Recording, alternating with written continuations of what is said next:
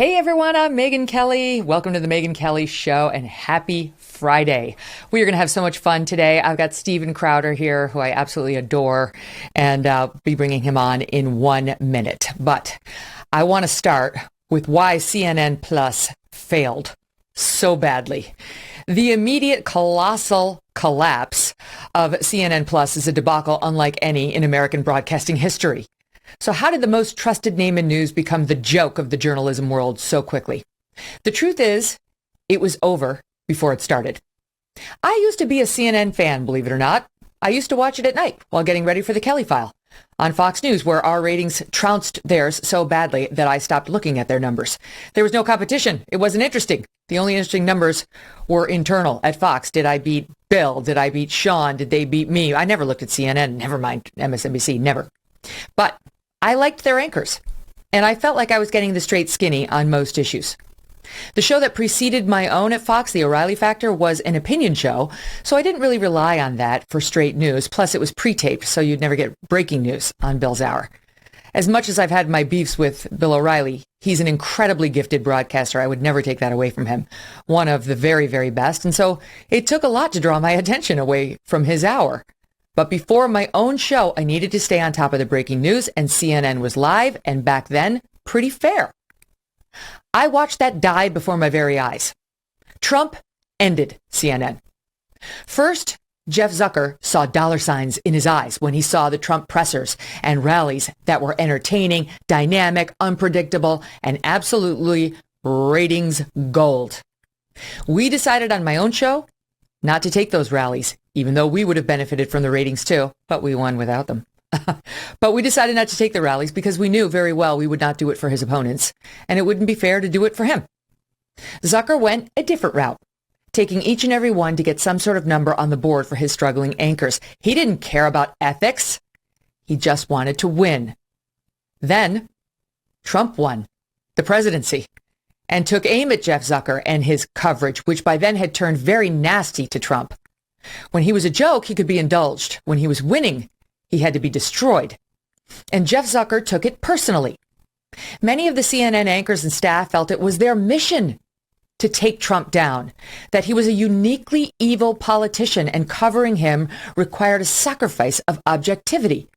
Or maybe they just convinced themselves that he was objectively terrible and there was no other way to examine his presidency. Either way, little by little, they killed their own reputation. Night by night, as they mocked his voters, derided them all as racists over and over, misogynists and bigots, and misled the public on things like Russiagate without ever correcting themselves. They telegraphed their hatred, not just for Trump, but for the right half of the country, their smug superiority. And the right half of the country, and indeed the center, many of whom wound up voting for Trump, heard that message loud and clear. Bad move. I know a lot of Republicans who used to watch CNN. Maybe Fox wasn't for them. Maybe they thought Fox had gone too all in for Trump. But CNN became unwatchable. It turned into MSNBC without the same intellectual honesty to admit its agenda. They took hosts who had a certain kind of benign appeal and turned them into partisan hacks. Boring and benign is one thing. Biased and better than you is another. No sane Republican or centrist viewer remained. For a while, CNN enjoyed the same ratings boost that Trump brought everyone. And then he lost, and so did they. They helped kill their own cash cow because in the end, ideology was more important to them. And the stank they created in their own newsroom remained. The public remembered, and their ratings never recovered. In the first quarter of 2022, CNN was third of the top three in cable news, averaging less than 900,000 viewers in primetime, down 56% from 2021. More recently, it's gotten even worse. Their primetime average in April was less than 700,000. I would have been fired so fast at Fox News if I had been averaging anything close to that. In the overall number, we were averaging over 3 million. They're under 700,000 in the overall. That's the easy number to get. and around 165,000 in the key demo of 25 to 54-year-olds, which is the main number they care about because that's what they can base their advertising fees on. 165,000 in the key demo, 165,000 out of the 300 plus million people in America. That's nothing. That's embarrassing. The daytime numbers, by the way, are even more dreadful. This is 5-alarm fire stuff. This is basement dregs. This is too humiliating to show your face at industry cocktail party numbers. And what did they decide to do? Offer more CNN. CNN Plus. That's what the people want. More of what they're already not watching. Only we'll charge them $60 a year to watch it. Is it any wonder no one tuned in? But the biggest mistake CNN made was thinking their talent had the kind of relationships with its audience that Fox News does. They looked at Fox Nation, the digital offshoot of Fox, and thought, we can do that. More content from our anchors and hosts who share the same bias of our anchors, and surely the people will come. In other words, the anchors will be on there doing other things than news, and then we'll hire a bunch of people like Eva Longoria who have the same bias as our anchors. And yes, the audience will come. But CNN has never had the kind of fan devotion that Fox News has. CNN divides its fans with MSNBC, ABC, NBC, and CBS. Nobody's rabid about CNN. It's just what's on, or used to be, at the airport. And it's what we used to tune into on the big news events because they flood the field with resources. They've been riding on the reputation built by guys like Bernard Shaw for years now. Fox has diehard fans. Conservative media in general has diehards because people are so grateful for something that is unlike the rest of it all. A channel, or now digital media offerings, that pushes back against the open hatred for conservatives or anyone who's a bit right-leaning and their ideals, from homeschooling to abortion to gun rights to parental rights, free speech, small government, and all the rest of it. Conservative media consumers feel a connection to their anchors of choice because they know that they don't look down on them or on this country.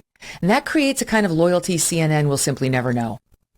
So no, their viewers did not want more Brian Stelter. They did not want Rex Chapman, some guy who started off by co-opting cute dog videos on Twitter and then got very partisan, and like so many of the CNN lineup, stayed in that extremely partisan lane. They did not want parenting lessons from Anderson Cooper or a talk show from Don Lemon or Chris Wallace, who never pulled a number even on Fox, never mind on CNN Plus. And the lesson here is not streamers are struggling. The lesson here is go back to basics, CNN. Try, at least try to check your extreme bias, or at a minimum, own it and then balance it out with some kind of ideological diversity. When I was in the primetime lineup of Fox, we had Hannity, a conservative, Greta, a Democrat, O'Reilly, a populist, and me, a right-leaning independent. You never knew what you were going to get in terms of opinion or where someone would go on an issue, and it worked. This is a moment for CNN to do some serious soul searching. I don't expect any apologies for all the misleading they've done with their audience, but straight news coverage would be a delightful change. The new management is suggesting that this is their goal. They've got new ownership and new management. Let's hope it happens. Or CNN, the mothership, is headed for the very same result as its digital offshoot. And a lot of people are going to be out of their jobs. Back with me again for the full show and with reaction to my opening is the host of Louder with Crowder, my pal, Steven Crowder. Steven, originally you are of the cable news wars. We were together at Fox News for some time there. I don't know that CNN can ever get it back, but I certainly don't think the answer to its struggles that it's been facing post-Trump was more of the shitty product that we'd been rejecting for years. Well, thank you for, can we say shitty? We can. Oh, it's just weird hearing shitty come out of your mouth. Speaking of which, that's why I have this shitty, you're catching me between sketches here, this kind of Joe Dirt look. So it's not a new look for me, and I'm incredibly self-conscious on air now that I see myself next to you. So apologies. Yeah, one thing I will say, Megyn, is I just pray that they keep Brian Stelter. No, I'm serious. What would we do without him? I'm dead serious. Yeah, because I want him there. I want Brian Stelter there. I want to, rather than have to, present the leftist argument myself. I never want to straw man anyone. I just want to point I just want Brian Stelter to be there like a mascot. The funniest thing to me that happened at CNN was, they have this new CEO coming in. And he said, we want to get back to news. We want to get back to, delivering the straight facts. We've gotten too far into opinion. That was all he said. And Brian Stelter, you heard the rumblings everywhere it was reported, said, oh, my God, I'm going to get fired. Like, everything is in that reaction. I mean, I'm hearing he might be. Stelter. I'm hearing he might be getting pushed out. I mean, I hope he does not. I'm serious. I hope he does not. We have had so much material. I mean, once Chris Cuomo was gone, we lost like at least 15% of our sketches. But you still have Don Lemon. Yeah, well, see, yes, we still have Don Lemon, but there's so many, victim statuses there. There's a hierarchy in victim class, and there's depending on the week, if you're African American, if you're gay, and then they kind of jockey for position. If you're trans, in the LGBTQ, you kind of rearrange it like a conjunction junction sort of Schoolhouse Rock thing. But so I have to be careful with Don Lemon because he's a gay black man, and it's just anything I say can be it'll somehow be a hate crime. So which is literally what he said when Jeff Zucker got fired. He went on the air and was like, I just want to remind everybody that I'm a black gay man who Jeff Zucker put on the air. It's like, as you're thinking about firing people and the old boss is going, I just want to remind you in case you weren't aware that I'm black and I'm gay and I'm in the prime time. Exactly. In case we've forgotten. At the same time, Brian Stelter wanted us to be reminded that he's super heterosexual. Yeah. It's like me going on the air and being like, I just want everyone to remember that I have lady parts. I've got lady parts. Just FYI, in case you were wondering, I've got them. Boy, you can get away with anything here on Sirius, Megyn. It's a whole new me, Stephen. It's a whole new you. I'm seeing a whole different side of you. I will say, though, I didn't get started on cable news. I got started, acting and stand-up comedy, really, which sort of took me full circle doing. I was not a child star. No. I did a voice on a PBS cartoon, and the most embarrassing thing was I had to do a Kwanzaa rap on that show, Arthur, as one of the friends. And I was a kid. And I knew that Kwanzaa was bull crap. I just did a little bit of research. I thought, well, this is an African holiday. And I remember I was in the 7th grade. And I said, well, it was created by Ron Everett. And I'm reading the court document going, and he committed sex crimes? This is what I have to talk about? And I brought it to the producers. I'm like, do we really want to be doing this? Like, well, you have to because it's a multicultural Christmas special. I said, okay, fine. But I did stand up, and I was an early adopter with YouTube, and that sort of is what took me into Fox News. And I will be the first to say it was not the world that I was supposed to be in. It was a constant back and forth with the second floor, and it was no one's fault there. I had no business being there. It just sort of happened because I went on and had a few debates, and then they scheduled me a regular debate segment with Bob Menendez as the senator's daughter. And next thing I know, I'm on cable news just because I was the only sort of person with that point of view coming from my background. And I got to tell you, I became disenchanted with all of it. And I know that you've talked about this. There are some great people there, but peeking behind the curtain, not everyone is who they always appear to be. And for me, that was pretty disappointing because it was one thing I assumed that everyone was a piece of crap in the entertainment industry because I'd worked in it long enough. And I kind of thought, and I went in wide-eyed and maybe a little bit, earnest with sort of the conservative media sphere. And I think people know what I'm saying without saying it. Not everyone is exactly how they appear. The news industry is different than the entertainment industry, but they have some similarities. And I do think big egos and a general attraction to crazy personalities is a common theme. Like, there are a lot of lunatics drawn to both professions, people who are working something out, people who want to be famous as opposed to actually act, or in the news business, actually deliver the news. And I remember when I was young and at Fox, I don't know, I guess maybe I won't say who said this to me, but it was an older, distinguished gentleman there. And he said, you know what I like about you? You're not a silly girl. There are a lot of silly girls running around Fox News, and you're not one of them. Oh. And here's the truth. He's not wrong. There are a lot of people in news in general who go because they want to see their faces on TV, and that's really it. Or in Hollywood, they're trying to work out some burning hole that their parents created in their bellies, and they think that industry is going to make it better. And I think in both instances, it ends in ruination. Yeah, no, I think you're right. That wasn't the direction I was expecting you to go when you said an older gentleman at Fox News said, "You know what I like about you?" I thought we're still on Sirius. She's going to go for it. Yeah, no, you're right. But I guess in the realm of comedy, which we've gotten back into, me and Dave Landau since the pandemic, so people can go check it out at the website. One plug here, loudwithcrowd.com/tour, and they've all been sellouts. We're incredibly grateful because there's a craving for this content. But as a comedian versus being really sort of a conservative commentator, it would be fully expected for me to be hanging from a nice Windsor knot in my DoubleTree. Why not just take a sip of water?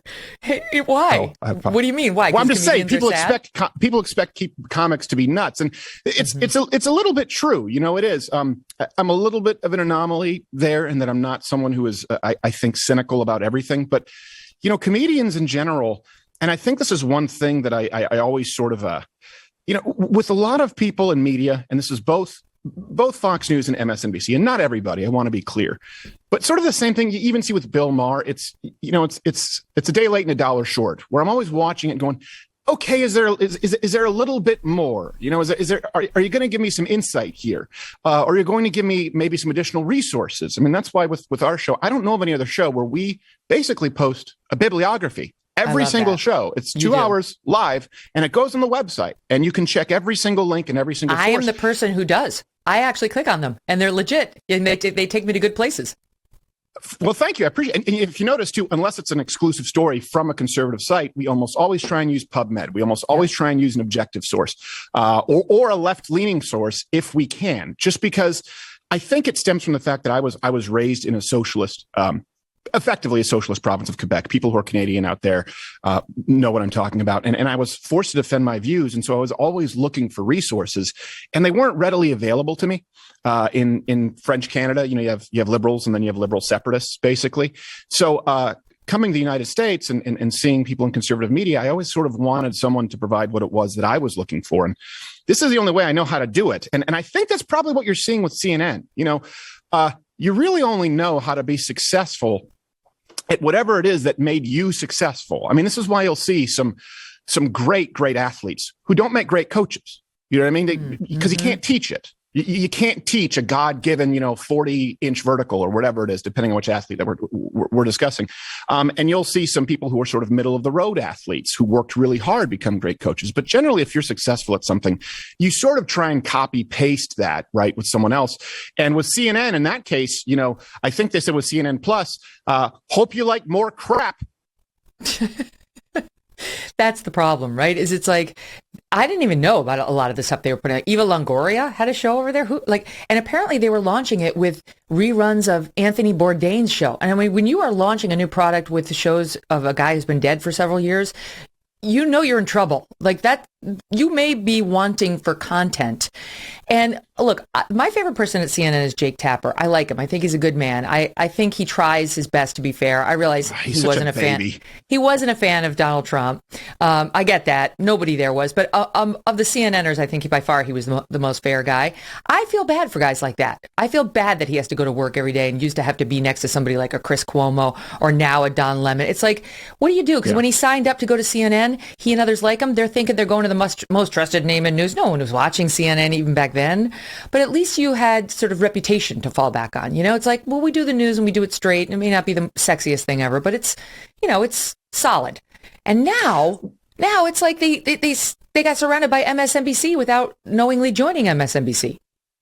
Yeah, I think that's the issue. Look, I've always said, and I've said this going back to 2008 or 2009, which is when I think, Fox News sort of first discovered me online. One of the first pieces of content that I put out there was I said, I don't care if you're left. I don't care if you're right. Just don't lie to me. I have no problem with MSNBC. I'm going to have a problem with their points of view. I have a problem with the ideas that you hear espoused at MSNBC, but I have no problem with someone letting their freak flag fly saying, hey, we're basically Marxists. Great. Got it. I have no problem with people at Fox News or people on AM radio. I'm very open about my biases. I've never tried to hide from them.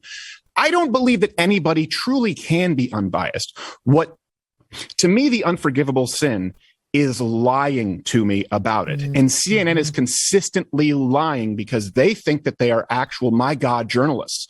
I mean, when you see, and I use him as an example, but Brian Stelter really, really wants to keep that facade alive. And the only way that these people can really survive. And what's most disturbing to me, Megyn, is sure, okay, it's a great story. CNN Plus failed. We kind of all knew that. And if we want to get into the business aspects of that, I've sort of made this work before pay content really was working, and we have an unbelievable viewership and just a support base entirely in the demo. So I'm grateful. But what I do think is important to note is I see them sort of circling the wagons, and their only game plan is ingratiating themselves to those in power. So you have legacy media. You just mentioned sort of ABC, NBC, CBS, CNN. And then you have what, at one point was considered new media. Now we use the term big tech. But it's really only 5 companies when you're talking about it. It's Alphabet, right? They run Google, YouTube, and then you have Facebook, which is also Instagram, Twitter. You can add Amazon and Apple in there because of the App Store and the platform. But these people control 99% of the distribution of information.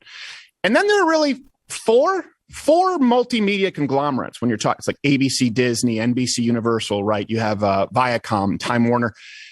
And what you see is this unholy alliance of legacy media knowing that they are going to die. And so what happens? You have YouTube start changing their algorithms. They're not saying, well, hey, we're censoring content, but they have fact checking that removes one point of view. We all know that, but let's go a little bit deeper. They no longer really have genuinely trending pieces of content because that's where independent content creators just blew people like CNN away. So they decide to curate that. And then they decide, you know what, we'll also create an algorithm that favors regular uploading. Well, once upon a time, independent content creators, right? If you only have an editor or 2, which is most programs on YouTube or sort of big new media, I'll use that term, big tech, new media interchangeably. Well, you're lucky if you upload once a week or twice a week. Then YouTube says, no, every day. Then they say our algorithm is going to favor uploading 2, 3, 4 times a day. Well, the only people are left are the people who spend the big advertising dollars with them. And that's the 4 or 5 multimedia conglomerates who are dumping money into 4 or 5 big tech companies. And by the way, they all are on speed dial with this administration, with the White House. And you see it no more clearly than, I don't know. I mean, you probably haven't, nobody does, but Brian Stelter, his show, I don't know if you've seen his sort of it's not even a chyron, but he has a rotating sort of background. It just, for no reason, shows the Facebook icon, the Twitter icon, the YouTube icon. It's not plugging his Facebook or YouTube or Twitter. Really? It's just showing it all show long. And it's like begging, please kill me last. Please deplatform. Look, see, I'll do what you want. It's like a bat signal for a coward to the most powerful companies. And no one talks about it. And I watch it and I get chills down my spine because I know exactly what's happening. Well, he's also like, they call him the hall monitor. And he is sort of like the hall monitor in the school who annoyed everybody, who's kissing the teachers' butts, right? And the teachers in this case would be big tech. And he's in there kissing away and trying to shame the rest of us into doing journalism the way Brian Stelter would like it done, even though Brian Stelter's never been a journalist. He's never done anything other than sit there monitoring the hall. That's it. And we're supposed to Can you explain to me something, Megyn? I hate to ask you a question, but I have my suspicions. Brian, and I usually say the reason why I want him still on air, and I don't want to single him out, and I don't want people to say this is bullying, this is a public figure.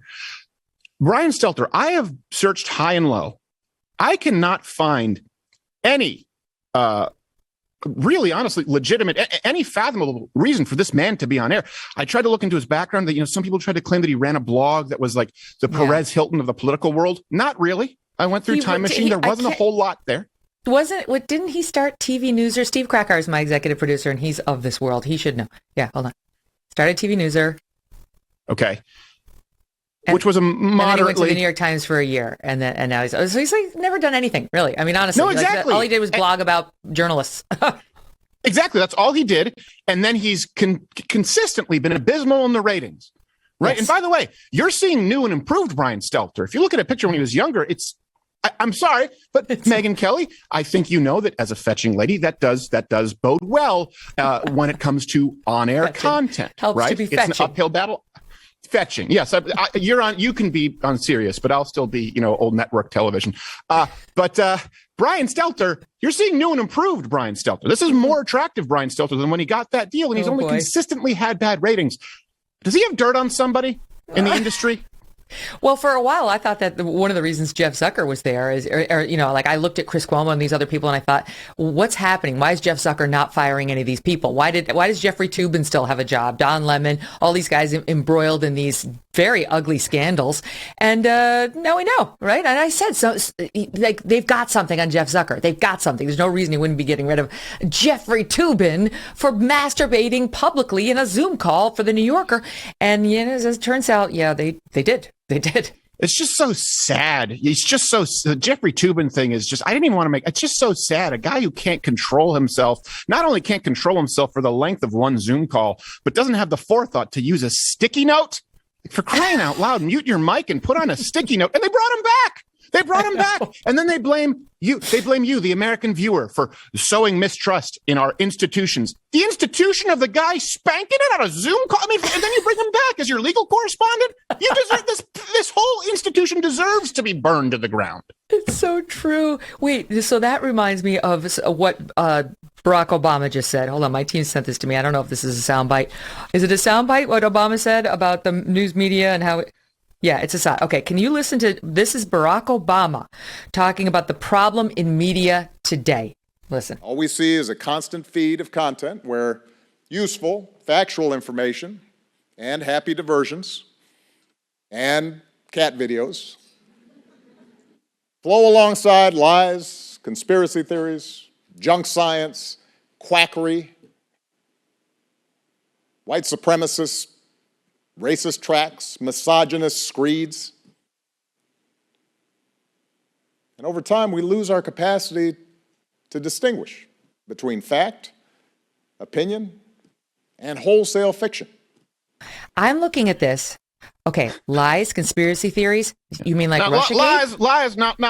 Let me finish. Lies, conspiracies, and factual misinformation. No, don't get all wee-weed up. There you go. How about that? You made up a term. Remember when he said wee-weed up and the media just said, like, oh, yeah, we've all heard of wee-weed up. It's like, y'all. No, it's not. No, it's not. It's not a thing. So he is the walking example. By the way, do you think he really buys this? Like, I feel like he has to go more woke than he actually is. No, he's not woke. I don't think he is woke, but I do believe he believes in, like, when he says junk science and quackery.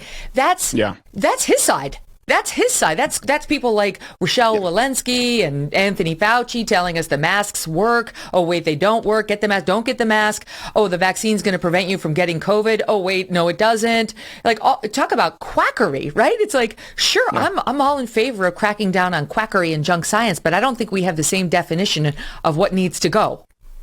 No, I think you're absolutely right. And when we have something now, for a while, the left would try and sort of sidestep legitimate science. And they would do this appeal to authority fallacy, sort of like you're seeing now, like, are you a biologist? Which is ridiculous. But now they just have decided to lean into it. For example, they used to try and separate sex and gender. That's not true. That's a bullshit argument. Just so people know, modern gender theory, separating it from sex, gender was really more of a grammatical term. As someone who speaks French, all the Romance languages, right? You have gendered nouns. Gender and sex were interchangeable, but they tried to say sex is biological, gender is a social construct. Okay, fine. That could no longer apply because they didn't call Rachel Levine the first 4-star woman. They said first 4-star female general. Now, when you're looking at Leah Thomas, look, sports are not separated by social constructs for the same reason that you have high school and college wrestling meets that are separated by weight class. It's not a social construct. It's the scale.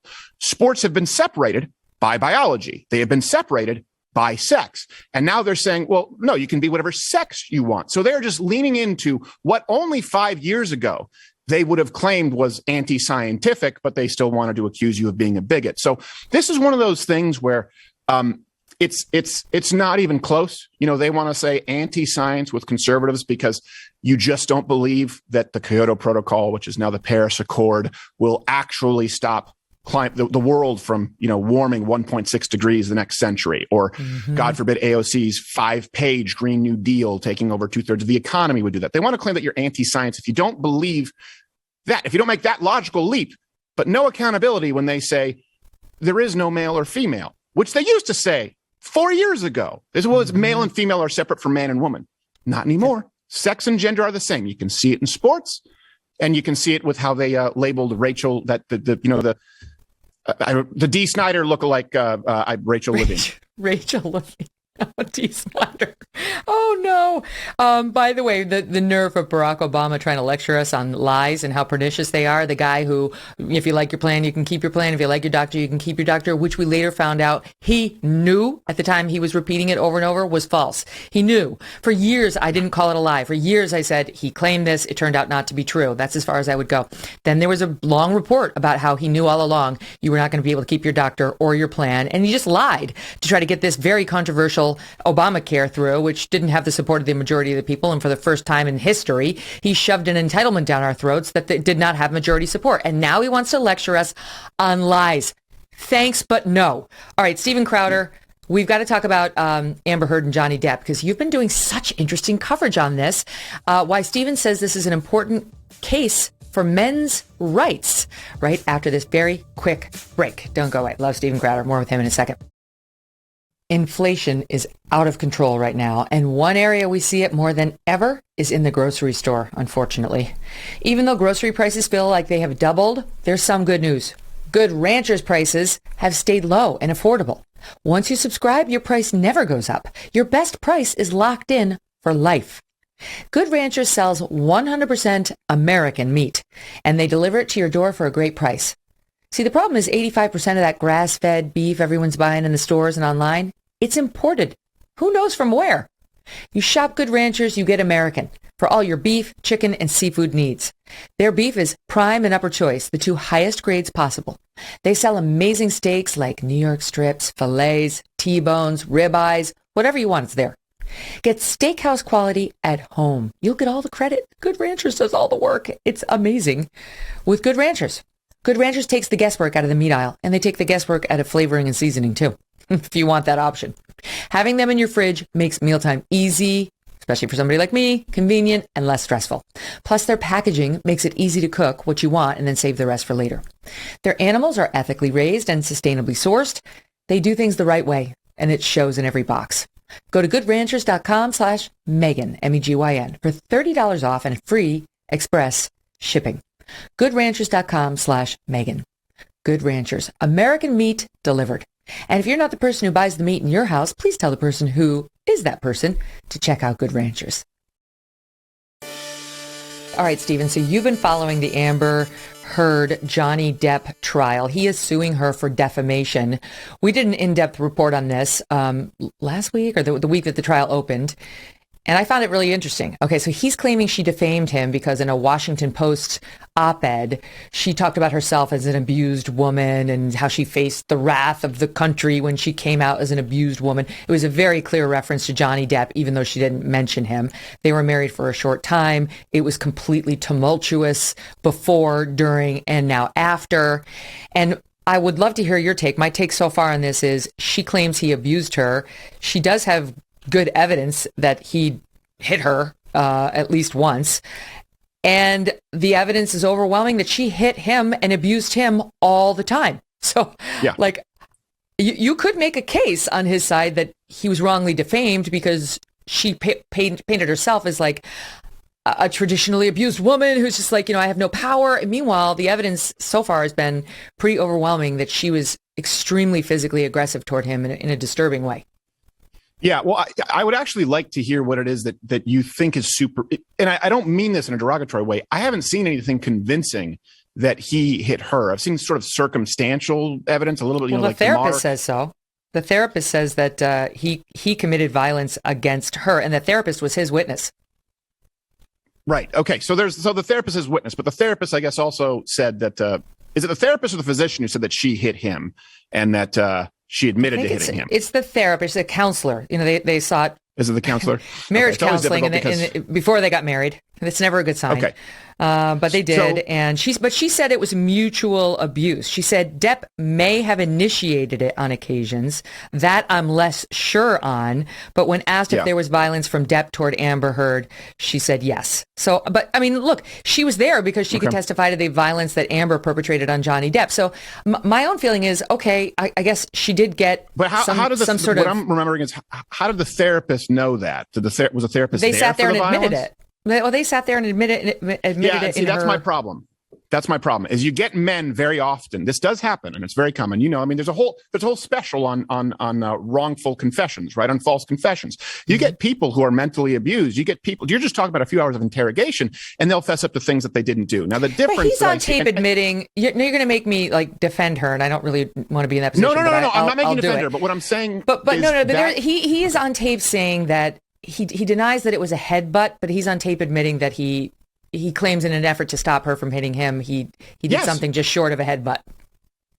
Yeah, I don't think. No. He was talking about restraining her. If that's what we're talking about, that's very different from her punching him in the face. So that's what I'm saying. If that's the only proof that we have, that's not the same as being an aggressor. And Jordan, a few things to sort of get into here. And I know people use the term men's rights. I mean, rights are rights. But in this case, look, I have a lot of young men who watch this show, and what I genuinely struggle with, as a Christian who really does believe and advocate the institution of marriage, what I'm really referring to, and I've sort of had to decouple this, is the biblical sort of, definition of marriage versus the state getting in and screwing up, because it's a contract right now that doesn't make sense for a young man to make. And that's why you're seeing fewer and fewer young men wanting to get married. So in certain states, someone like an Amber Heard could have never worked, could cheat on someone like a Johnny Depp and take half. Now, I will say, I don't believe that restraining a woman who was violent, from what I had heard on these tapes, where that's where she put nail polish and faked like he broke her nose, I don't think that's the same as her admitting to him, unbeknownst to her that she's being recorded, that she punched him. And here's the thing, too. A woman who behaves that way, and I mean, by behave that way, I mean go, oh, okay, so I punched you. I hit you like that. I didn't punch you because I was too busy hitting you. Go to the world and tell them, see who they believe. That doesn't appear to be a woman who's afraid of being abused. A woman who takes, pardon me, well, use Johnny Depp's, I noticed that there was a poop on my bed. He's sitting there like, he tries, it's just, he said, she had made her grumpy on the bed. I realized it was, I thought there was a mint. It was mostly poop. And you're just sitting there like, this is not a woman who's afraid. And she said it was a prank. Let's look at context. A prank is something you pull on your friends. Even then, I've never once with my friends been like, hey, this is funny. That's not how you do it. It's gross. It's way over the line between guys. It was the Yorkie, Stephen. It was the Yorkie. That's her defense. It was not the Yorkie. That's, right. But no, she admitted at one point. She did admit on the record at one point it was either her or one of her friends. She said it was a prank.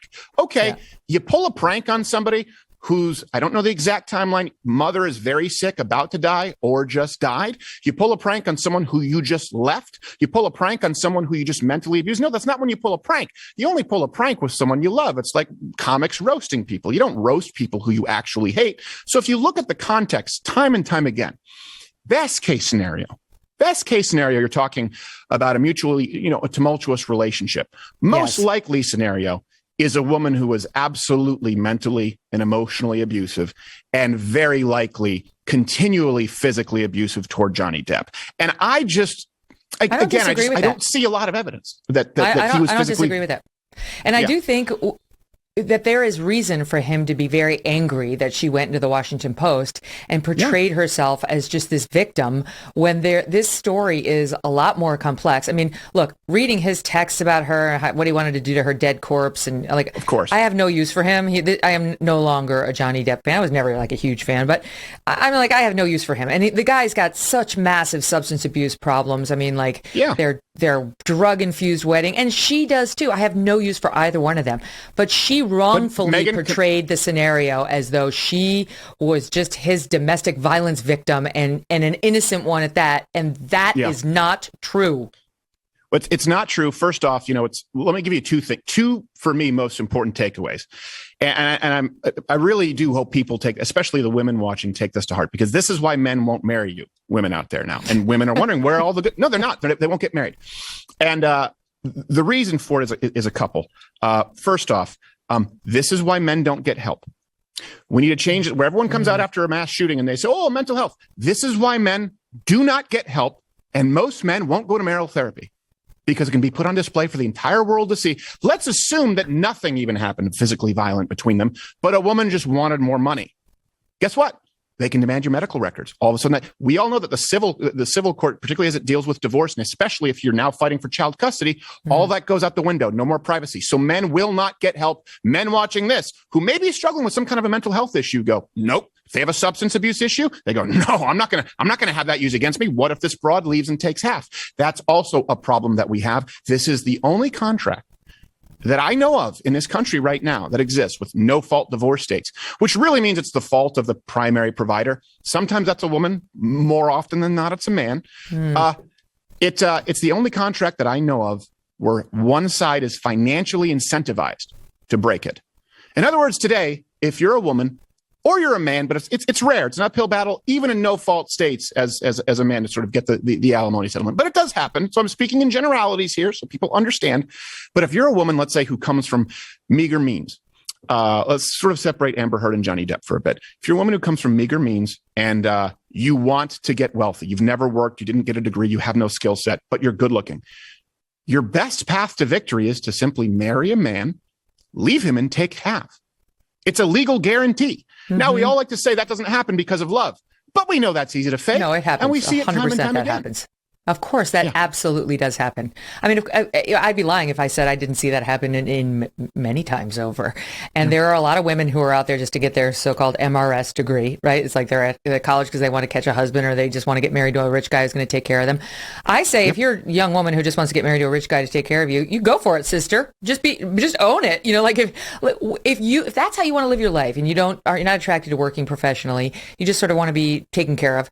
Okay, that's fine. You don't have to be ashamed of that. You just have to put your cards on the table. And there are a lot of men who want somebody like that. You know, there's typically it's a guy who would be a little less good looking. And it's like a trade-off. Okay, I'll get the beautiful woman. And now those don't work out. We all know that. But maybe you get a few good years out of it. Maybe the girl gets a financial settlement out of it. Maybe the guy, I don't know, he gets beautiful children. I have no idea how these people make their decisions, but it's not for me to judge. What I don't like is when entire classes of women are painted with that brush, right? When that's not fair. And then B, when the woman's unfairly painted as a gold digger, when you totally know the guy knew his gold was being dug and was a willing participant in the exercise. Yeah, no, I think you're right. But I think the first part that you mentioned there, I agree. Okay, lay your cards on the table. Don't throw a fit if the man proposes a prenup. Look, if both of you are working professionals, a prenup shouldn't be a problem for either. When people say a prenup, this is what you often hear, a prenup, you're expecting the marriage to fail. Well, it goes both ways. If you don't want to sign a prenup, that means that you're expecting to leave and take half. So I think we need to reform divorce laws in this country.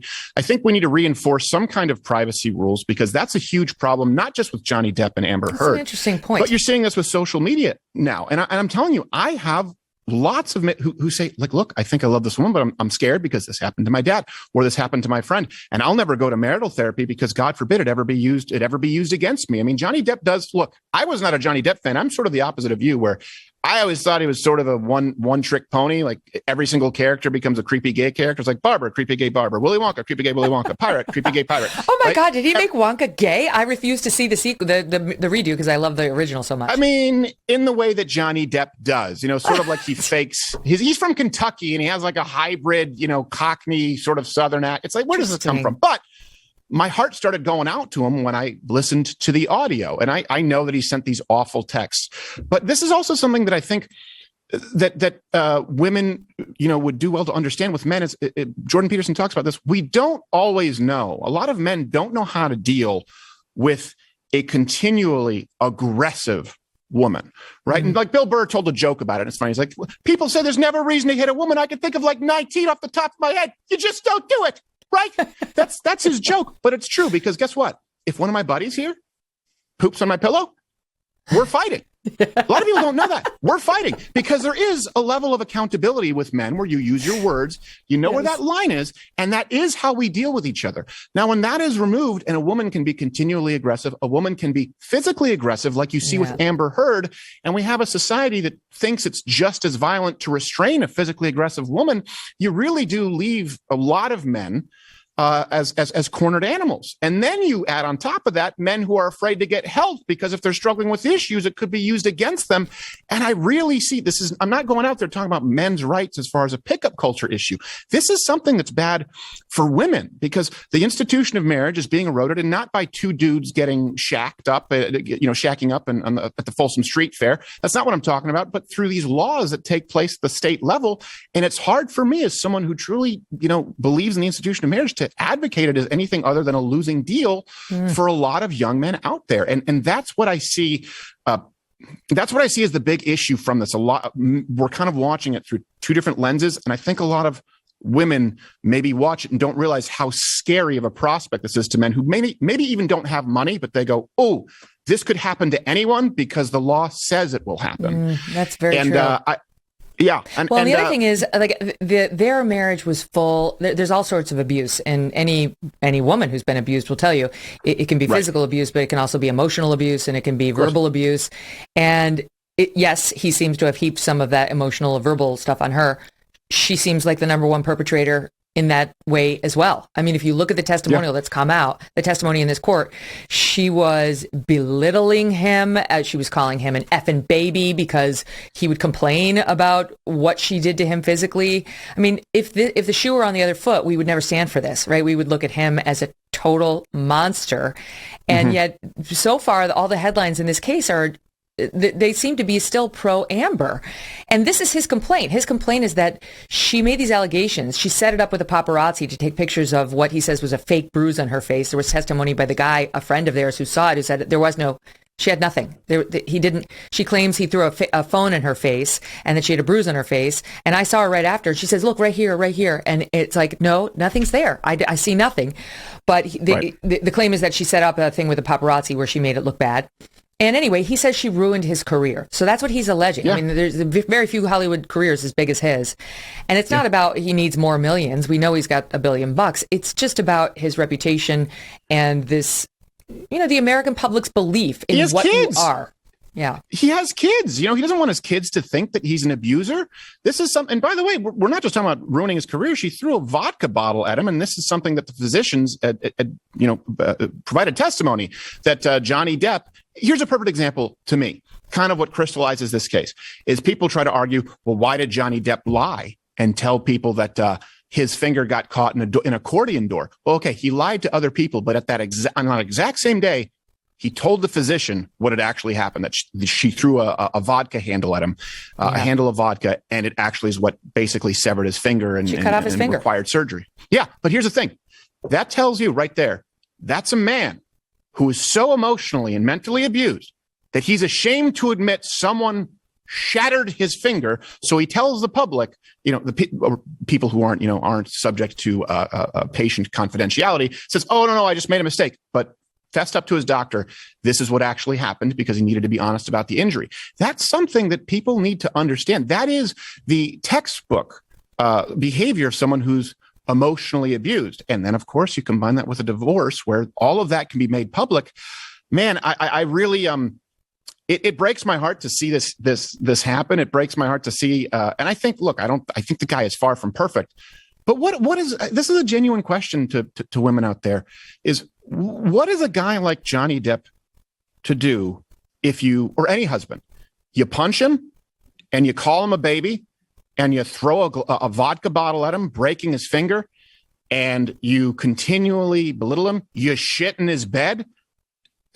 I mean, then what? Yeah, but I mean, the answer is definitely not hit back. I mean, that's not the answer. But he didn't hit back. I don't think, look, how many times did Humphrey Bogart go, listen, sweetie, stop? He admitted, he wrote a note to her father saying, I went too far in our fight and I promise you it will never happen again. He's on record as having said he pushed it too far as well. So he doesn't have total clean hands in this. I'm going to tell you, he didn't say he hit her. I haven't seen it anywhere. He said he physically restrained her. And I don't believe that is the same as a person who is physically assaulted. One more thing that I would like to sort of address here. This is something, again, because I know that you have a commitment to this. I don't think we disagree on this a whole lot, but truth is important. A lot of people aren't aware domestic abuse occurs at a much higher rate. Physical abuse from women against men. No, I know. I saw this. Show we made. I got to go because I'm facing a hard break, but I'm going to come right back to this. But no, to your point, I actually clicked on your link and it supported that statement. It's just people don't cover it as much. All right, Steven Crowder's right back after this break, and we're going to talk about why Abercrombie and Fitch is now woke, and we're supposed to be supportive of that. Cryptocurrency may represent the future of money. It's one of the most exciting investment opportunities to come around for some time, but what about the taxes? If you're steering clear because you don't want to worry about that headache, great solution for you. With an Alto Crypto IRA, you can trade crypto like Bitcoin and avoid or defer the taxes. Alto's Crypto IRA is the easy way to get crypto into an IRA. Trade all you want without the tax headache. You can create an account in just a few minutes. No setup charges, no account fees. It's very simple. Secure trading 24/7 through Alto's integration with Coinbase. You ready to take your investments to the next level? Are you looking to diversify? We had an expert on last week saying that's what you need to do. Just like the pros, and trade without tax headaches. Open an Alto crypto IRA with as little as $10. Just go to altoira.com/Megyn. ALTOIRA.com/MEGYN. Start investing in cryptocurrency today. Go to altoira.com/Megyn. So, Stephen, let's talk about Abercrombie and Fitch. I know you were raising a thing about this. And, you know, the last I remember about Abercrombie and Fitch is like all the young people were wearing it in the 90s. It was like the thing to wear. And next thing I know, and then there was some scandal and it kind of like faded and they fell into some public scandals of sometimes bad headlines about them and their CEO in particular. And now Netflix is giving them the documentary treatment, talking about how they've fallen and how they basically they're a bunch of racists and now they're woke. So everything is going to be fine again. Hold on. I think we have the trailer. Do we have the trailer from the Netflix thing? Yeah. Okay. Watch this. Top 5. You know that you're getting close. When you're hit with the smell of Abercrombie. The nightclub beats and bare-chested guys. It was such a pop culture phenomenon. It was an all-American look, and I considered myself an all-American girl. Oh, make me over. Abercrombie and Fitch said, we go after the cool kids. If they didn't look a certain way, they didn't belong in our clothing. Are we exclusionary? Absolutely. So it's basically an Abercrombie so white type complaint that they were too white and they leaned into being too white and that's why they fell. And now they say that they're different now, you know, that they've sort of turned over a new leaf and they're all about inclusion and they're going to have, you know, heavy models on their page and they're going to have people of all different races and backgrounds. What do you make of it? Well, you know I'm in this bizarre position today where I'm defending Johnny Depp and I'm defending Abercrombie and Fitch. Look, I'm a conservative. There are a few things that I could stand less. Although one of the most flattering and you defended Brian Stelter. Yes, yeah. Well, that one's okay. Incredibly heterosexual. So since we're talking about Abercrombie, I need to delineate there to make sure. But I will say this: one of the most flattering interactions I ever had. I was on a date with a girl at this time, and we were at an outdoor mall in California, and they approached me and said, "Hey, would you like to work at Abercrombie?" They just looked at me and said, "Would you like to work at Abercrombie?" And I assume it's because at this point I was decently fit and I was younger. I didn't quite look like a catcher's mitt yet, but I was like, "Oh, well, thank you. No, I hate your store. I find it revolting, but I appreciate the offer." So here's the thing. I don't think there's a problem with models being exclusive.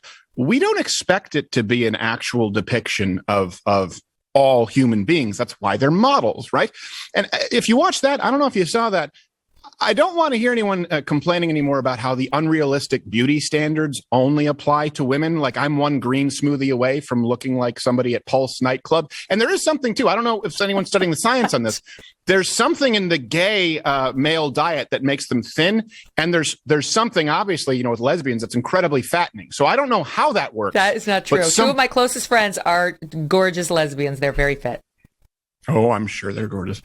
I'm sure they don't shop at Orvis. Now I'm telling you, they're gorgeous. If I had a picture, I'd put it up on the board. You yourself would think about becoming a lesbian. Yeah, well, okay, yeah, I have thought about becoming. I'm sure every teenage boy at some point is.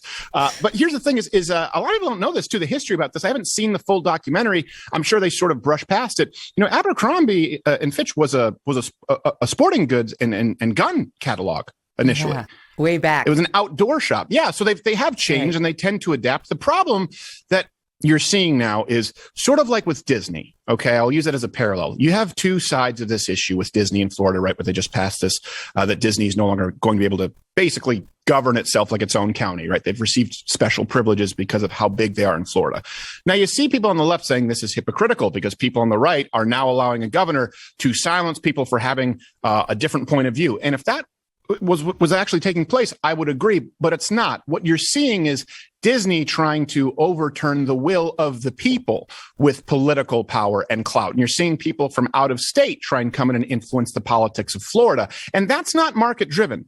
The LGBTQ AIP and Pixar is not market driven. Same thing with Abercrombie. This new change is not market driven. It's driven from elites in power who say you need to be woke. It's not what Americans want. And then it becomes, in my opinion, social engineering. It's not capitalism. Well, the Abercrombie thing is interesting to me because it's part of a trend. The former CEO, Mike Jeffries, in 2006, I guess he spelled out his tactics. This is reading from an article from CNN. And he said, quote, we go after the attractive all-American kid with a great attitude and a lot of friends. Again, this is from '06. A lot of people don't belong in our clothes, and they can't belong. Are we exclusionary? Absolutely. Now, in my view, if that's how you want to be as a company, go for it. You're not going to get a lot of people who you otherwise could get. But there is sort of this push to sort of reject, the traditional thin models and like the, hip, whatever crowd as the people who'd be on your website. Why? It's like, why can't there be a company like that caters to people who are attracted to that? And then all the other companies that are more inclusive, it's like, we have to shame that group, right? Like if you want to promote to like the fit, super attractive model crowd, somehow you're bad and you're racist and you're awful and they have to do documentaries about how terrible you were. Right. Yeah. And I don't have a dog in this fight. I mean, can you imagine me, right, with my pelvic lines and baggy and I guess low-waisted jeans, whatever the term is now. I don't know what's hip. I think maybe now the trend is going back to Patrick Swayze Roadhouse jeans, but chasing you around, spraying cologne on you in Abercrombie. Of course not. I don't think I've ever owned a piece of Abercrombie clothing in my life. It's the same issue that people have with Captain America, with Superman, with The Flash. It's like, look, if you want your own woke, lesbian, gay store, great. Create it. I think you could even probably co-opt Hot Topic. No one would have a problem with it. The problem is when they take something that wasn't from the ground up designed to be that. It's like they say, we need our own heroes. We need our own examples. Good. Have them. Create them. The problem is when there's this social engineering coming from something that is seen as some kind of an American institution or something that obviously is viewed as a tradition in the United States. I don't know that Abercrombie qualifies, and you try and co-opt that. It's like, absolutely, no one has a problem with you creating your own thing, but time and time again, they try this, and what happens? It fails.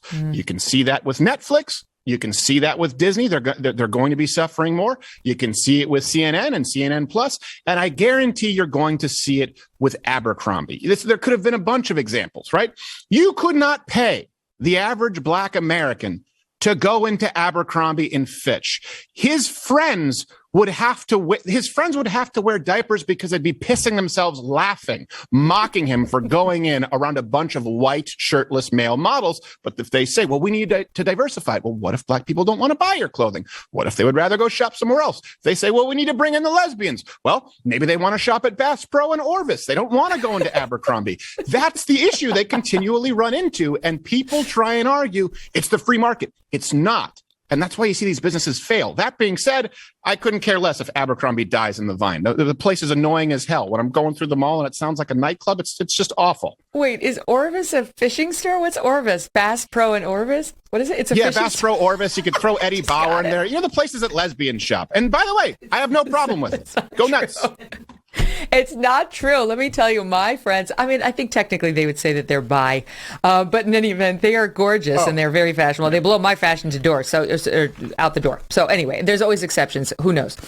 Let's talk about Disney a little bit more, though, because I do think that little crying, that's the soundbite of the week. Jen Psaki. I mean, it's either her or President Biden not understanding the difference between what's happening at the border and what's happening with his appeal of his loss on the mask mandate, which we can also get to. But the Jen Psaki thing I haven't played yet, literally in tears over what's happening with Ron DeSantis and this bill, well, now it's law down in Florida, that stands up for parental rights and says you cannot, in the instruction of very young children, push sexual identity or gender identity lessons until they get to past third grade. And then you can talk about it in class in an appropriate way. It doesn't say you can't talk about it. It doesn't say if the child says, what do you mean your partner? You're not allowed to say, oh, I have a gay husband. I'm gay and I have a husband. It doesn't say any of that. It says in the instruction, you shouldn't be pushing gender identity and sexual identity at K through 3.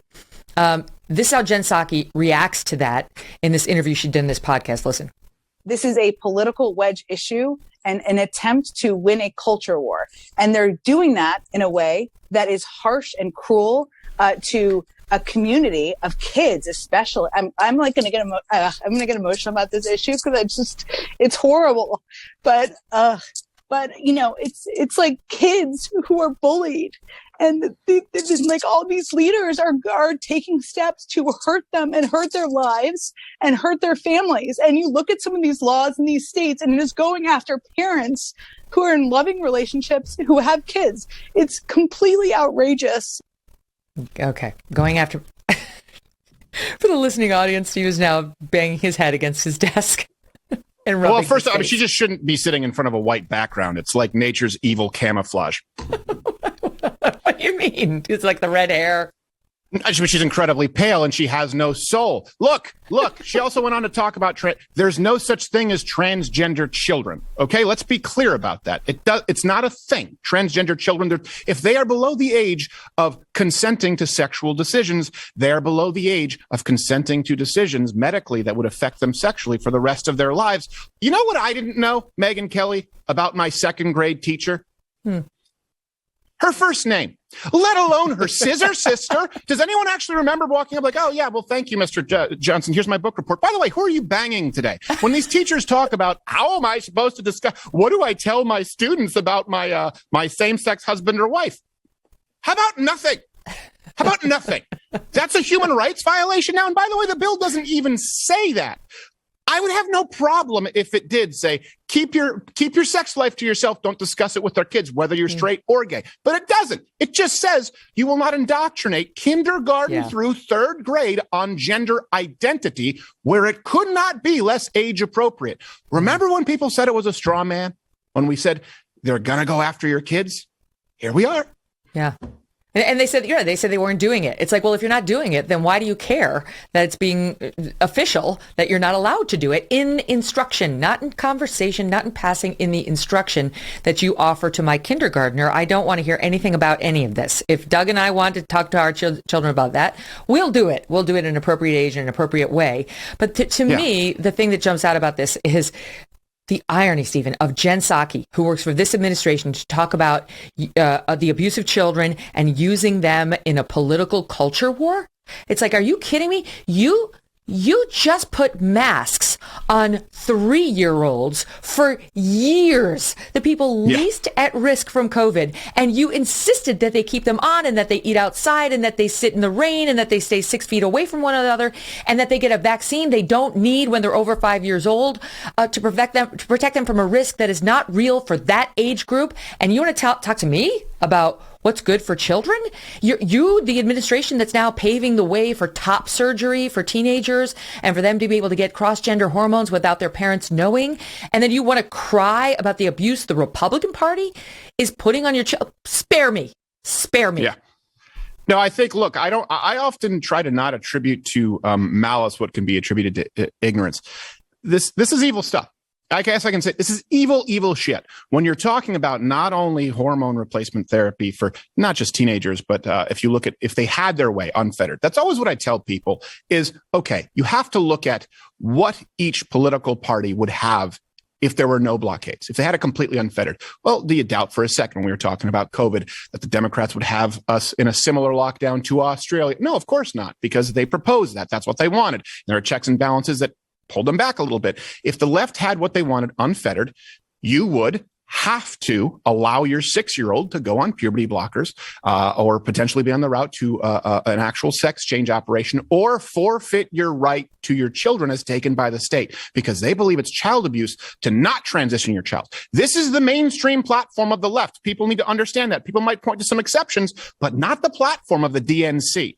I can't think of something more evil than that. And really, when you look at their guiding North Star, and I'm speaking in a generality here, but I'm using the DNC as the example, it all ultimately points to more power of the state. And here's something else, too. I don't think it requires a conspiracy theorist to say, same-sex marriage happened, right? That was the big push. And back then you were a Nazi if you didn't want two guys to get married. Okay, whatever.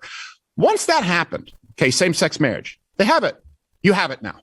You had the first president who actually went into office who was pro same-sex marriage, Donald Trump, ever, right? Barack Obama was against it until he was for it. So Do you think all these people at organizations like GLAAD, do you think they're going to forfeit all these organizations the hundreds of millions of dollars? No, they have to advocate for something else. And so they had to push for, men taking a dump in the women's bathroom at Target. Okay, fine. You have that now. There's really nowhere else to go. And there are still giant nonprofits with vast swaths of influence. What do? What do they fight for? They have to go back to the private sector and work for a living? That's not going to happen. And so right now we're looking at children on puberty blockers, right? We're looking at men beating the hell out of women in biological men beating the hell out of women in their own sports. What is next? And I think that's a very important question. It's not a logical fallacy to say a slippery slope. We are on a slope, period. If the left has their way on this, I think it's a fascinating question. Where do we go? Because I've talked to a lot of gay and lesbian friends who have said, like, I don't totally get why the T is at the end of LGBT, and the Q and all. Right. Like, the interests aren't necessarily aligned. And in fact, if you look at like the trans activists, like the crazy trans, not like normal, like whatever, but the crazy trans activists are so vicious, and they're basically kind of doing conversion therapy on young gay men. Instead of, you're not gay, you're trans, you're secretly a girl. It's better to be trans than to be queer, than to be gay. Just say that you're a girl, and then you can get rid of that whole gay thing. And we're seeing more and more of this. Abigail Shrier writes about it in her book.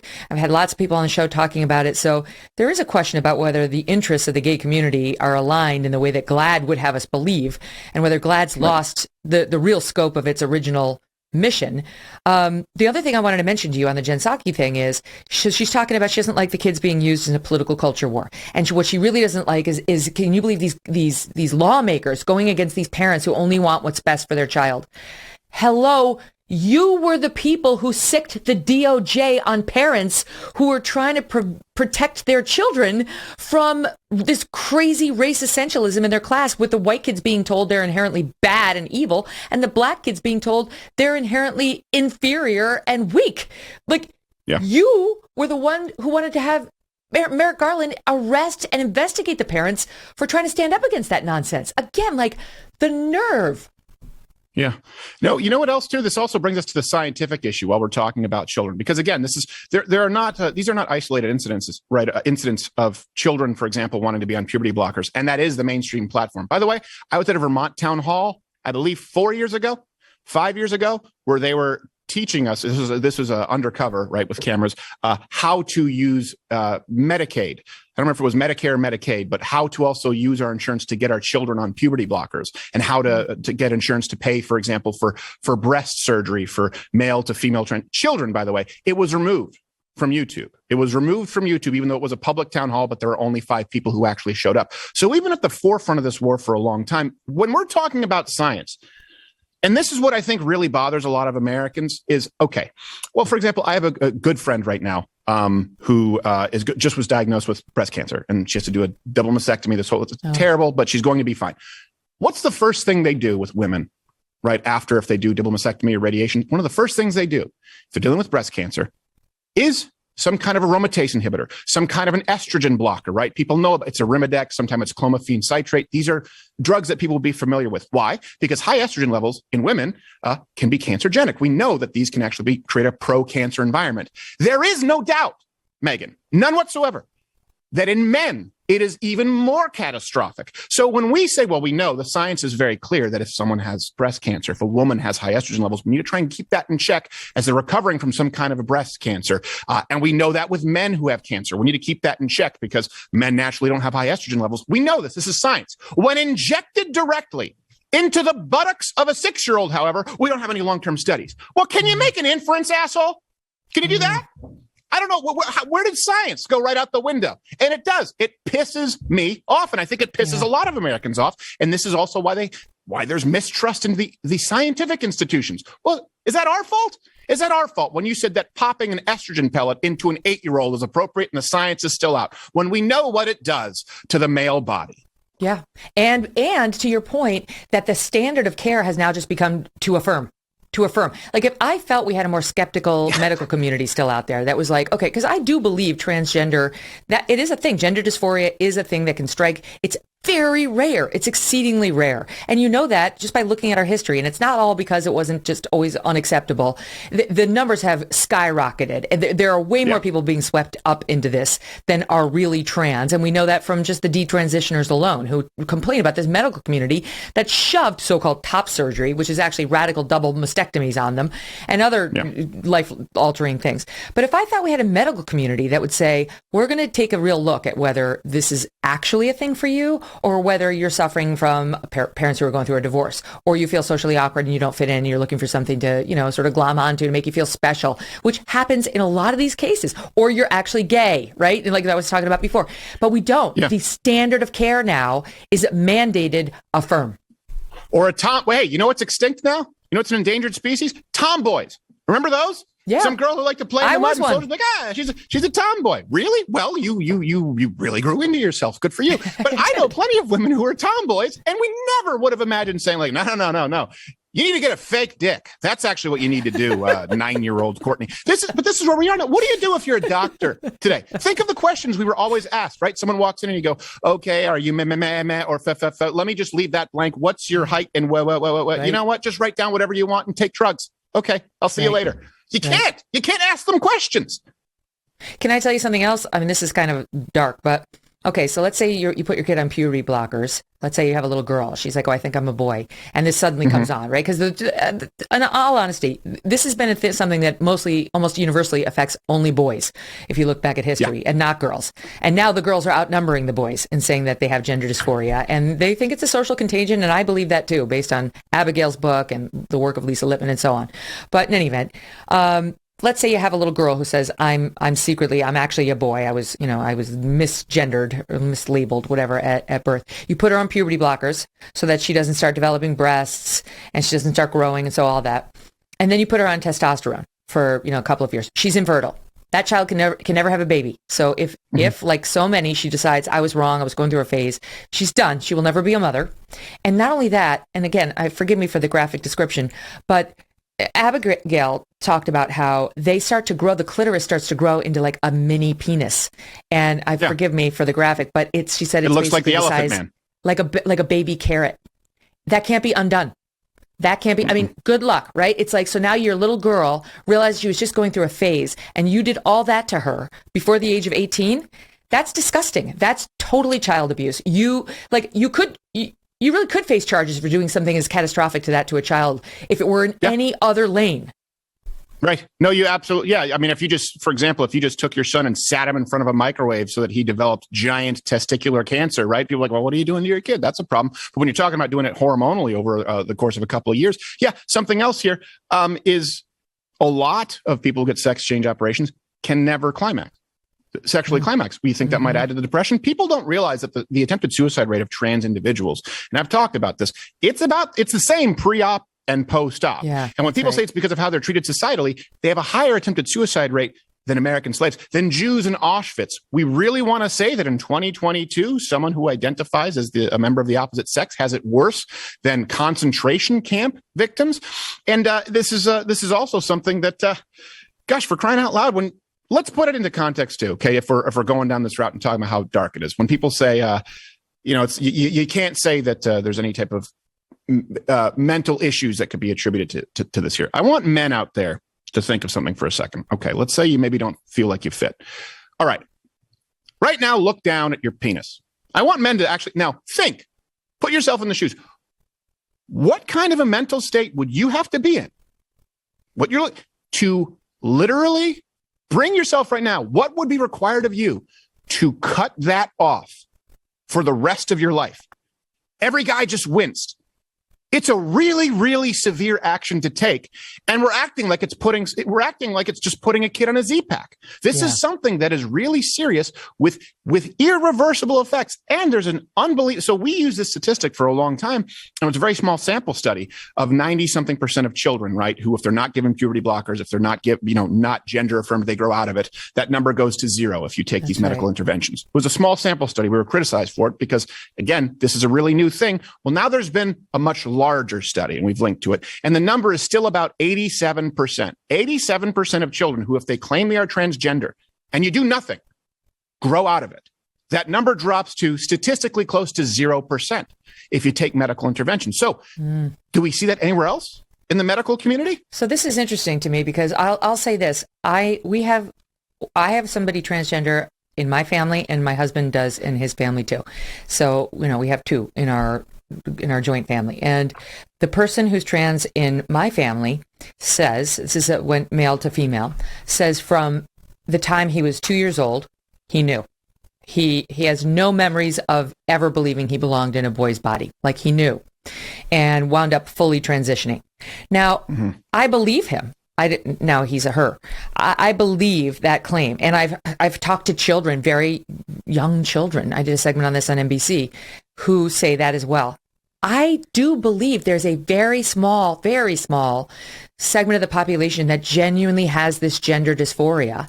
I don't know what the quote solution is. I don't know what I would do if, God forbid, I had to deal with this in my own family. I don't know how I would handle it, Stephen. I do think there's a segment of the population that deserves our really thoughtful consideration about whether the best thing for them is to allow them to develop into biological women and so on. I don't know. But what I see is a society that's totally abusing this small population, like what they actually are going through, to try to work out all sorts of other issues in ways that are truly catastrophic. And if you raise any objection to the exploitation, right, of like what is a real thing for a teeny tiny segment of the population, and using it to perform these horrible procedures, I mean, these like catastrophic procedures, you cut off a boy's penis, for people who might not necessarily need it, and then you're not even allowed to, talk about it, or you get labeled a bigot or whatever. That has to stop. I feel like people are starting to get that. Am I crazy? No, I don't think you're crazy. I think the problem too, like you said, is that then it ultimately leads to like Jen Psaki sitting there, crying like Casper the Unfriendly Ghost about parents being bigots, because they don't want to transition their children. Okay, let me use your personal example where I believe that this person you're describing, I absolutely believe that person believes it. My belief, now my approach is, I believe that they believe it. That's legitimate. Now, let's match that up with the science and how that informs us as to whether they believe it correctly or incorrectly. You may disagree with me. Is that hateful? Because that's what's being labeled bigoted. And by the way, that was the consensus among the medical community for a very, very long time. A lot of people don't know this too, this little bait and switch. You go to the DSM-4 to the DSM-5, gender dysphoria was a disorder, just like body dysmorphia, like some of the Abercrombie people or bodybuilders, people who become anorexic. It was this unhealthy body image that was unrealistic and didn't match up with reality effectively. That's what gender dysphoria was in the DSM-4. They switched it in the DSM-5. Gender dysphoria is still a thing. But gender dysphoria now describes the symptoms of distress associated with being born into the wrong body. But it doesn't really address how you qualify being born in the wrong body. Think of that little switch, and I want to know where the paper is, the scientific paper that reflects it. People can search high and low. It doesn't exist. So this kind of ties us back to, right, CNN Plus. You're talking about Disney, when you're talking about this administration, when you're talking about science. I think the biggest problem is not only blaming not the biggest problem, but I think the through line here is blaming Americans for being hateful, blaming Americans for being bigoted, blaming Americans for distrusting the government. No. All of these institutions have self-inflicted these wounds. If you want to blame somebody for sowing mistrust in American institutions, well, I think it's the institutions themselves. And I think that it's equally applicable to the scientific community in a lot of ways, especially if you look at, I don't think we've ever had a more clear example, Megyn. There is value to the fact that we had trust the science, right, for the last 2 years with the pandemic and the protocols and the silencing of other scientific and medical voices of dissent, while simultaneously this unbelievable acceleration of the transgender movement. We were able to see that happen in real time, and I think a lot of Americans just said, "Okay, I was a little bit. You're full of shit." Yeah, no, it's like Jim Comey and what's his name, Strzok and Lisa Page. And then Brennan and Clapper, all those people did for sort of the national security industry, what Fauci and Rochelle Walensky and the CNN commentator, what's her name, whatever her name is, what's her name, Leanna Wen, what they did to the medical community, right? And the same doubts that have now been raised by, even lefties about our medical authorities and what they tell to us. It applies in the transgender lane too, because we know, I mean, you're seeing it explode, and you're seeing kids who are clearly on the autism spectrum suddenly saying they're trans, and they're not trans. They're looking for a lane to belong. They're looking to something that's going to make them get snaps when they go out onto the stage, as opposed to feel odd or off or what. And it's wrong, right? To go along with what's clearly a delusion on that particular person's part. Yeah, go ahead. Right. Okay. Because you just mentioned, and I really do appreciate, by the way, Megyn, that you described it as what the national security industry. Okay. So this is true. I've told this, I believe I've told this on air. I kind of had to keep it under wraps, but there was a long, now I don't, because I don't care, because everyone knows who this guy is. So a long time ago, me and a producer, we infiltrated Antifa. This is like maybe 2005, 2016. And this was in Salt Lake City, Utah. Ben Shapiro was speaking, and they handed my producer an ice pick, a knife, and they were going to get a sawed-off shotgun. This was for a Ben Shapiro show. So anyways, we infiltrated them. Long story short, some of these people ended up being arrested by local authorities. And it was amazing to me that an ABC reporter there had no interest. We're like, here's the footage. They're handing him a Bowie knife. And they're like, well, we don't care. So what happened is we ended up getting on the phone with a guy at the FBI. Okay. And he said, how did you get involved? How did you get into this Antifa app? And we're like, shouldn't you be telling us this? Like, shouldn't you know this? So we thought it was odd.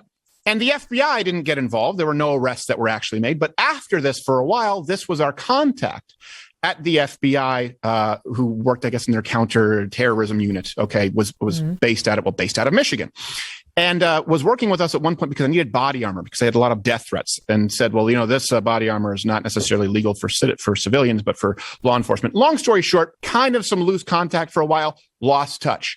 Guess who was involved with the Governor Whitmer kidnapping plot? Where like 29 out of the 31 people were FBI agents.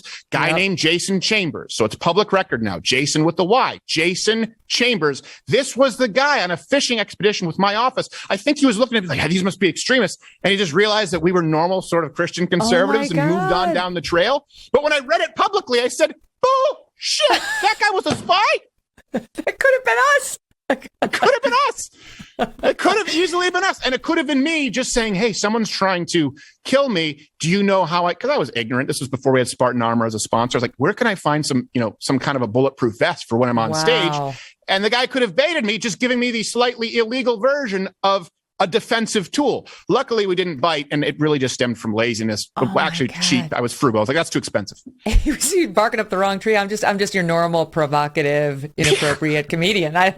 People hate me for just all sorts of reasons. I just want to live. That's it. I'm not plotting anything. Jason Chambers. I remember going, I said, like, I haven't talked to Jason in a while. What's going on? And then I'm reading an article going, what? So, this close. All right, so much more with Steven Crowder. You never know where it's going to go with him, just like Jason. When we come back, don't go anywhere. Black Rifle Coffee Company is a veteran-founded company serving premium coffee to people who love America. They develop their explosive roast profiles with the same mission focus learned as military members serving this great country. And in 2021, Black Rifle Coffee donated over 100,000 bags of coffee. That's 2.1 million cups of coffee to first responders, law enforcement, and active duty military members. So you know that with every purchase you make, Black Rifle gives back. What other coffee company does that, right? Black Rifle Coffee imports high-quality coffee beans from Colombia and Brazil, and they roast them 5 days a week at their facilities here in the USA, in Manchester, Tennessee, and Salt Lake City, Utah, to be exact. And that means you get the freshest coffee possible, no matter where you live. The best way to enjoy Black Rifle's freedom-filled coffee is with the Black Rifle Coffee Club. When you join the club, your brew of choice is roasted, packaged, and shipped free to your door on your schedule. How many times have you been like, where's the coffee? Oh, I forgot to get it. And that's one thing you don't want to be out of, and the Coffee Club solves that. You buy it at blackriflecoffee.com. Use the code MK at checkout for 20% off your purchase and your first Coffee Club order. That's blackriflecoffee.com/MK. Black Rifle Coffee, America's coffee. All right, there's still so much to go over with Steven Crowder, including I don't watch The Masked Singer, but my team was like, you've got to see this clip. They asked me to be on The Masked Singer. politely ignored that. Rudy Giuliani went on it, and I guess the premise of the show is like you sing while masked, and people try to guess who you are, and then the judges. I don't totally understand, but in any event, Rudy Giuliani was revealed as the guy inside of what was a parrot costume, I think.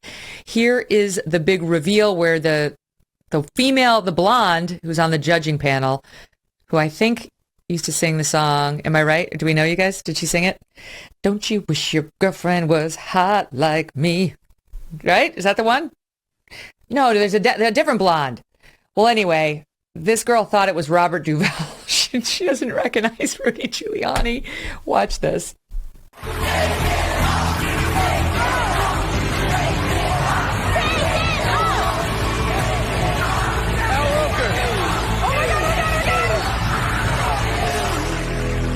Oh my goodness! Former Associate Attorney General, former Mayor of New York City. Is that Robert Duvall? No, that's not Robert Duvall. Rudy Giuliani! No way! Oh my God! Okay, so it's the girl from Pussycat Dolls, I think, thought it was Robert Duvall. Then there's Jenny McCarthy saying, oh my God. Then Ken Jeong storms off. He's pissed. He leaves because he's so mad that the Masked Singer would put on Rudy Giuliani. What, if anything, do we make of this? Are you asking me? Yeah. Do you have any thoughts? No, I didn't know. I just find it funny that even to you, all blondes look alike, and you made that mistake. You just confused two blonde singers. You need to check your own prejudice there. Well, Megyn. I just found out about this Nicole. I didn't know that's who she was. She's actually got dark hair, but I know that song. I was just singing it with my daughter. Don't you really? Wish your girlfriend was? Yeah. Okay. Keep going. Well, yeah. Now I question your taste in music. I mean, I'd rather you just. Yeah, rather than sing that song, just you'd be better off giving her puberty blockers. That's almost abuse.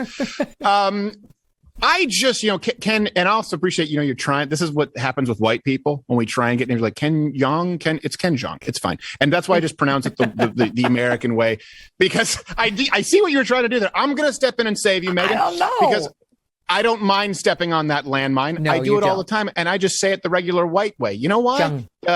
Because I was French Canadian, and I watch them mispronounce stuff all the time. My mom still does it. People think that Americans are the only ones who do say it the right? white way. I don't know. It's like I have no idea. When people are like Mr. Jimenez, it's like, just shut up, okay? You just shut up. Just say Jimenez. Just say it the way that you want to say it as an American. It's fine. They do it with us. Ask them to pronounce Crowder. They can't do it. That reminds me of when I studied abroad in Italy. People were like, "Oh, where are you studying?" They'd ask me in Italian, and I'd say, "Oh, alla Università di," and then instead of just saying Syracuse, I'd be like Syracuse, and I'm like, "What am I doing?" Syracuse is pronounced Syracuse. Like, I'm from Syracuse. I know how to say Syracuse. Why am I putting it in an Italian accent? So I corrected it. Yeah. And then they laughed at you because you're from Syracuse. And they just said, at least it's not Cleveland. So you had that. It's basically Cleveland. Wait, stand by, because actually we have the walk-off as well. Watch this. Okay. Here to perform Unmasked. Oh, my goodness. Once and for all.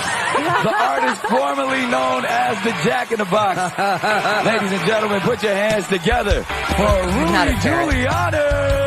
All right. I broke 1,000 hearts before I met you. And I'm done. I'll break 1,000 more, baby, before I am through. I want to be yours. And now he's walking off. Ken Jeong is walking off. I know him from the bachelor party, right? He's Ken Jeong. The Hangover, I think is what Hangover. There we go. The Hangover. Yeah, you can see I don't have any of my cultural references correct. Anyway, he could. To me, it's like pathetic, right? It's the whole show is kind of funny. Sarah Palin was on it. It's like, so you've got to be offended because it's Rudy Giuliani. You can't stand there and just have a laugh and just like make light of it and have a moment where, despite all the political differences, I just have a laugh for a minute. No, and this is what else. Look, I mean, he wouldn't have walked off if they opened that box, and rather than the former, Times Man of the Year, America's mayor in a parrot costume, if it was some doctor performing transition surgery, I guarantee you he wouldn't walk off to it. So this or is brave and an abortion doctor, right? An abortion doctor. What bothers me most is he's a comedian, right? This is a comedian, and to not understand. First off, this is a very silly show. So it's not like he's coming on there pushing a point of view, even if you disagree with, Mayor Giuliani. Even if you disagree with everything that he believes, this is him in a parrot costume in a box, and a comedian can't handle it. And again, this brings us back to these ideas of institutions. This brings us to the entertainment industry, right? You go back to the Dean Martin roasts, Don Rickles, you even go to the 90s, you even go to the early aughts, where it was at least respected. At least comedians were thought to be thought-provoking. At least they were thought to be able to mock the king, right? The court jester. At least it was encouraged. And now there is a culture of thought policing in comedy. And I was talking about this for a long time. It's a big reason I started to hate stand-up comedy, because someone who was coming up younger, and I would deal with these clubs or these colleges who would say, you can't say that joke. Even though it was a clean comedian, they would say it was offensive.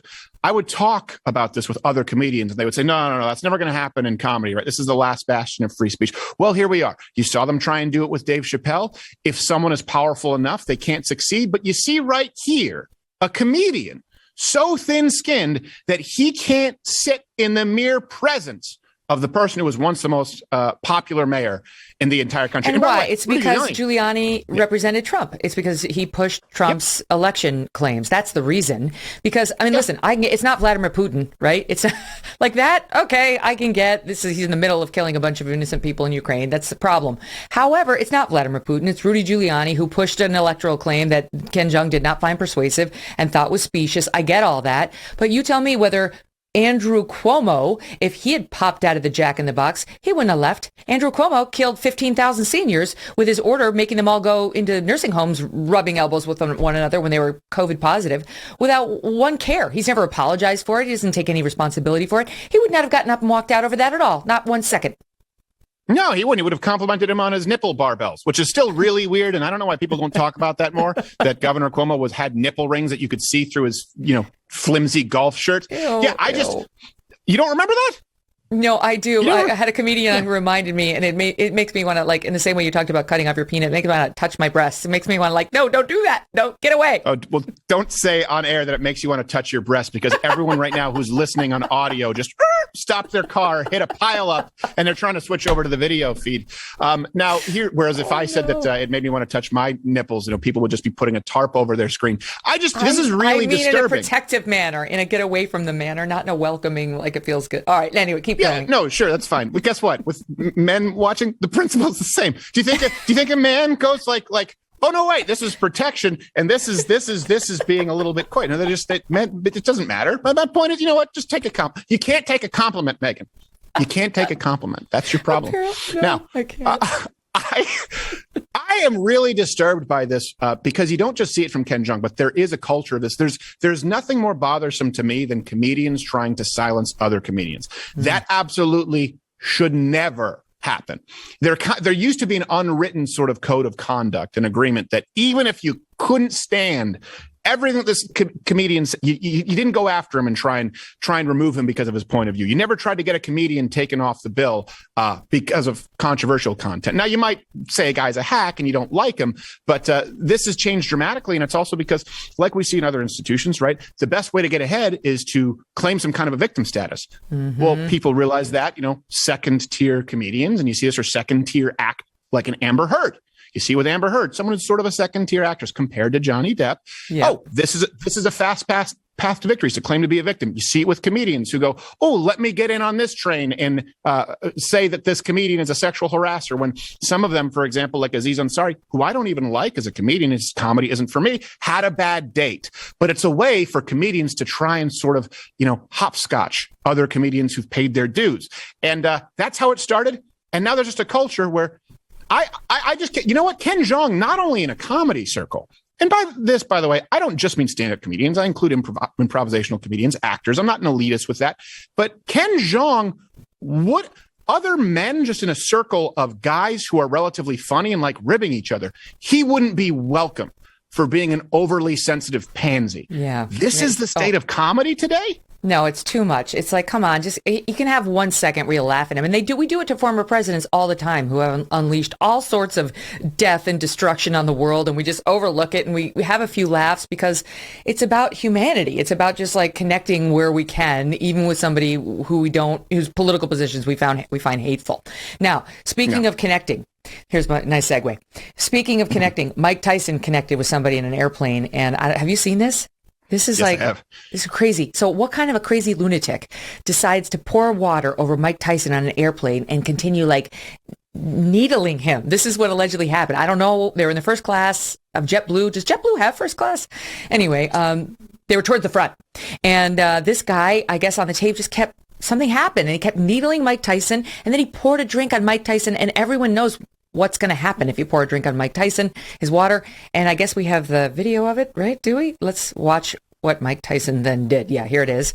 I'll describe it for the listening audience. Yeah. Hey. He's punching. Hey, Mike, punching. Yeah. Let's go stop punching. Very lightly. JetBlue mid-flight.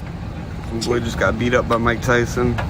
Turn that way. Is that the guy who got punched? Yeah, he got up. He's got terrible hair. He looks inebriated, right? He's got to be. What sober person would ever punch Mike Tyson or pour water on him? Yeah, well, look, here's something, too. I mean, I've read the Mike Tyson biography. I've seen his one-man show. I mean, I've always just been interested in boxing. Mike Tyson at one point really was an animal. He was a monster in a lot of ways. But if you read about it, he would admit that to you because he grew up in a really, in a horrible, borough of Manhattan there. I believe it was Brooklyn. He kind of jumped around. But then he sort of got a handle on it. I mean, this is a guy, keep in mind, Mike Tyson, who just had someone not too long ago pull a gun on him. And he ended up hugging him. This is a guy who came home to, that happened. Your producer can probably bring it up, but it sort of slips my mind who it was. But this is a story, I think, a few months ago. Maybe it was a year ago. This is a guy who, a lot of people may not know this story, though it's been in the public for a long time. And now they've tried to recirculate it as though it's new. He came home when his wife, Robin Gibbons. I think I can't remember. There's the Washington Post lady who's Robin Given, and she writes about style and actually is in the Abercrombie and Fitch. And then Robin Givens, I think it's just Givens with an S. So let's just call her Robin. Yeah, Robin. But Robin, his wife at the time when they were separated, Mike Tyson came home and she was in the house that he was paying for, in the bed that he was paying for, with Brad Pitt before he was a star. Oh my God. Brad Pitt. Yeah, and Mike Tyson just ended up sitting in the car with him and chatting with him for a little bit because he knew, like, this guy, my wife just a lying bitch. He told him that he was single. He doesn't know. I'm not gonna kill this man. He was just not gonna hurt him. So my point is this. Look, you can't just commit assault against somebody because they're bothering you.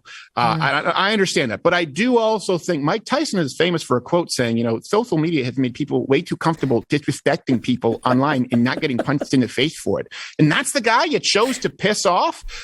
Is there an assault charge? Probably.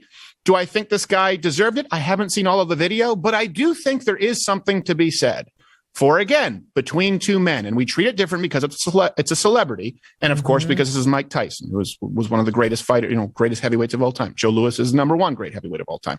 If people disagree with me, they can tweet me at S. Crowder. I will make the case. No one's even close. Muhammad Ali, not even the same league as Joe Louis. But the point here is men do have fighting words.